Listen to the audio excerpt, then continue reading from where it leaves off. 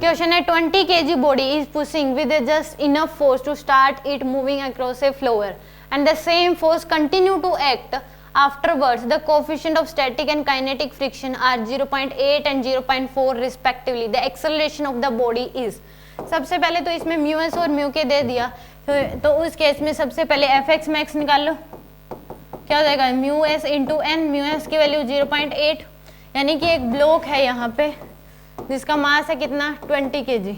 इसको चलाने के लिए मिनिमम कितना फोर्स लगाना पड़ेगा, तो यहाँ पे इंटू में एन की वैल्यू क्या हो जाएगी mg लगेगा, नीचे ऊपर नॉर्मल रिएक्शन, तो एन 200, तो यानी कितना आ जाएगा 160 न्यूटन।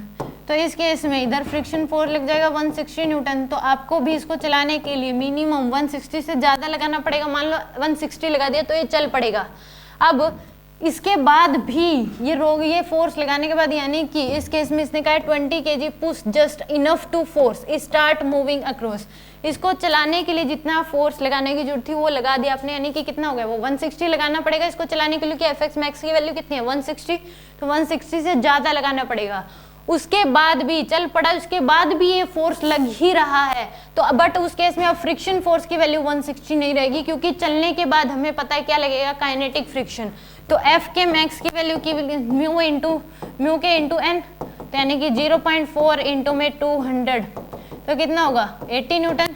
अब 160 नहीं लगेगा, यानी कि क्वेश्चन ये है कि इसको चलाने के लिए पहले तो जितने फोर्स की जरूरत थी वो लगा दिया, अब ब्लॉक चल पड़ा और चलने के बाद भी जितना चलाने के लिए जरूरत थी जो लगाया आपने वो अभी भी लग रहा है, मतलब 160 चलने के बाद भी लग रहा है, बट काइनेटिक फ्रिक्शन की वैल्यू क्या हो जाएगी ऑटोमेटिक कम हो जाएगी। अब कितना लगेगा चलने पर 80 न्यूटन।